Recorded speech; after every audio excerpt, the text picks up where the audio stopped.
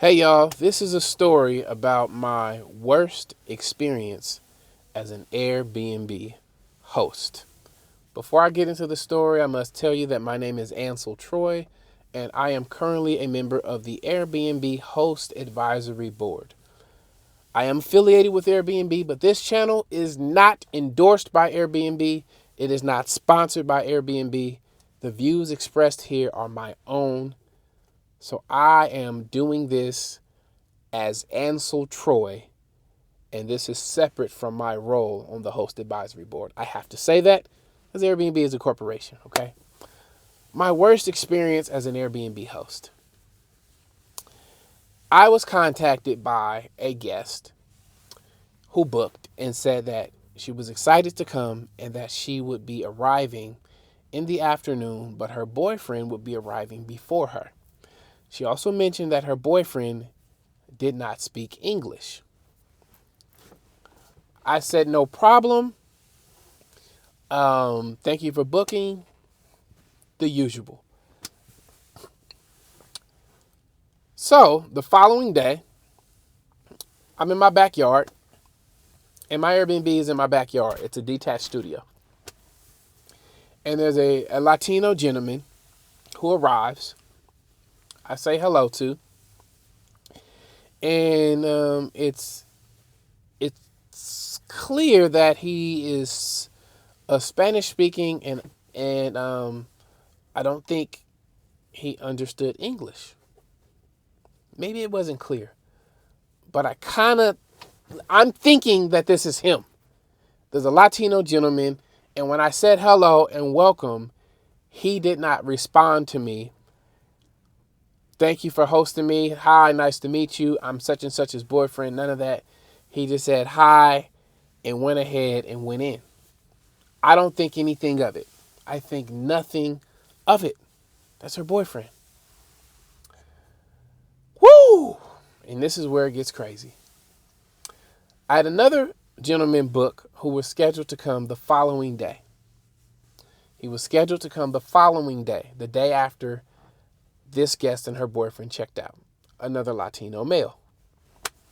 You probably get where I'm going. When my guest arrived, the woman, she said, hey, somebody's stuff is in here. And I said, yeah, your boyfriend, he checked in earlier. She said, no, my boyfriend's not here yet. I go outside and I say, yeah, I was here when he checked in. I pull out my phone and I show her, because luckily I was home at the time. I pull out my phone and I show her on my cameras when he arrived. And she says, that's not my boyfriend. Whoa. This is a true story, y'all. My heart dropped. Thankfully, he had left. He dropped off his stuff and he left. My heart dropped because I don't know who this person is who checked in. So I immediately removed his stuff from the space. Thankfully, he said it looked like he just put his stuff down and sat on the bed. I said, he hasn't touched anything. I'm going to give you some fresh bedding. I'm going to bag up his belongings because he only had a one night reservation. Her reservation was only one night. Bagged up his things, went and made the bed. She had left and then came back. And, let her know that the space was ready. In fact, my memory is kind of cloudy. I don't remember if she stayed or not while I was removing all the bedding. And then I also went in and disinfected the toilet and all that stuff. And I finally realized that it was my guest who was supposed to arrive the following day. Now, if you are an OG Airbnb user or host, traveler or host, then you know that back in the day, I don't even know if it's still the case. Airbnb will give you the check-in instructions 3 days before your reservation. I remember when I booked an Airbnb for Seattle for my 30th birthday many years ago. I got the check-in instructions 3 days before my check-in.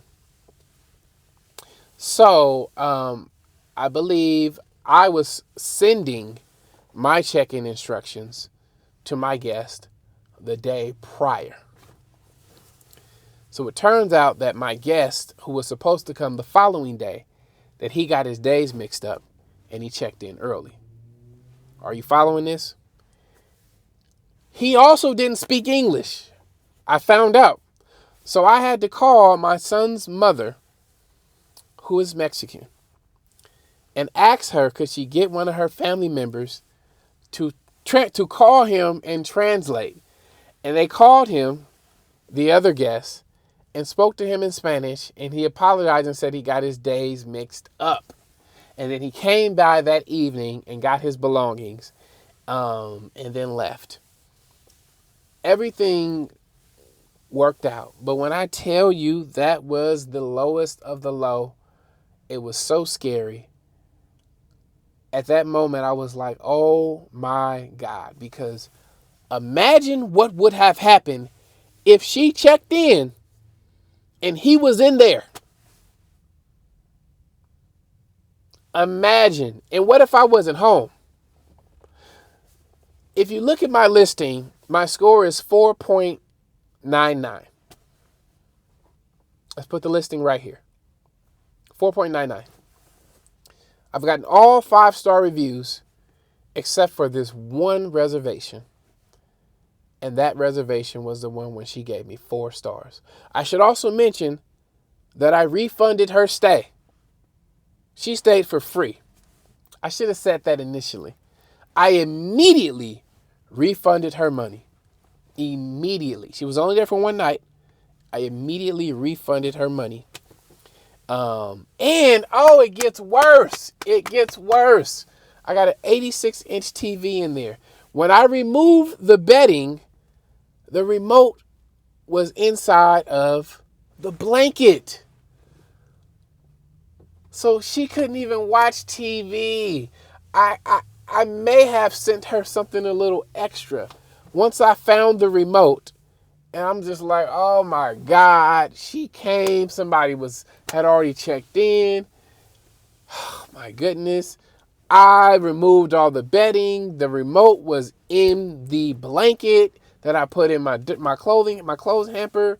Didn't realize that till the following day. She still left me a nice review. She left me 4 stars. And to be honest, if she would have left me 1 star, it would have been okay. I would have owned it. Because when we respond to negative reviews, we're not responding to the guests. We're actually responding to we are communicating with our potential guests that are reading our reviews and reading our responses. That's who we're talking to. So if she would have gave me a negative review, I would have owned it, and I don't give my check-in instructions until the morning of the reservation, until the morning of. It's an auto message that goes out the morning of the reservation. Never again. Do not give out your check-in instructions until the day of arrival. Some people give it out an hour before arrival. I usually give it out. It's on a pre. It's a message. It's a message template that's scheduled to go out. It's a scheduled message, and it goes out around 8 something in the morning. I want people to look at my check-in information before they arrive. But this was a story of my scariest. Not the scariest, because I did have the one guest that disappeared, but that was a different situation. The guest that just disappeared and didn't come back and then was found to be in a hospital. This one was a guest that showed up where somebody had already checked in, and I had to go into fix it fast mode, and we got it taken care of.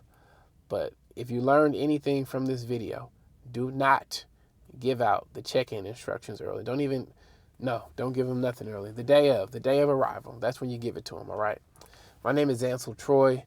I'm a super host, community leader, Airbnb host advisory board member. I've been featured in the Wall Street Journal, Architectural Digest. If you have any questions about Airbnb, if you need a consultation, if you need help setting up your Airbnb, feel free to reach out to me. My resume speaks for itself. You can Google me on the internet. I am the host extraordinaire. Thank you for watching this video. I appreciate you. And if you stayed all the way to the end, drop a comment and let me know what state you're from. Let me know what state you're from. Drop a comment below and represent your state. I will see y'all on the next one. Peace.